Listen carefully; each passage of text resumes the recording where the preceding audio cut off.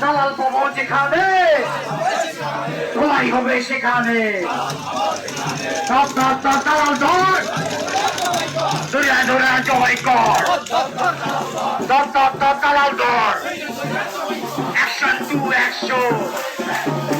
শেখ হাসিনার দুই গালে